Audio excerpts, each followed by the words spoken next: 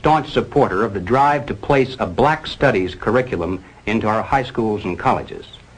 Well, the reason becomes obvious the minute you take a look at the textbooks and the study guides.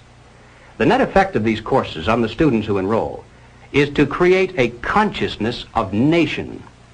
By stressing the historical and cultural differences between our black and white citizens instead of the similarities, the predictable impact upon the student is such that he'll view the communist call for a separate nation with far more acceptance than his parents did.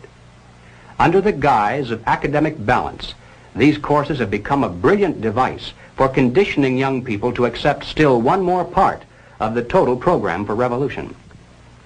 But returning once again to Claude Lightfoot, after having called for a separate nation, he then repeats the ever-important point that as important as the national liberation movement may be, it still must be secondary in importance to the nonviolent, peaceful transition to communism called the socialist revolution.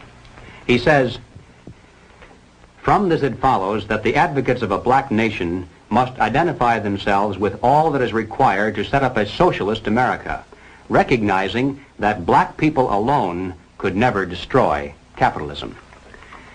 To digress again for just a moment, I'd like to point out that this concept of two kinds of revolution is really the basis for that much publicized split between Moscow and Peking.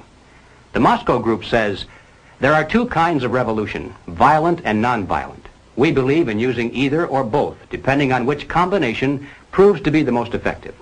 But as true Marxist-Leninists, we believe that the gradual, nonviolent approach is more effective in today's modern world.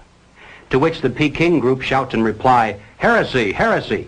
True, there are two kinds of revolution, and we are willing to practice either or both, but we are the true Marxist-Leninists, for we believe that the quick, violent approach is more effective in today's modern world.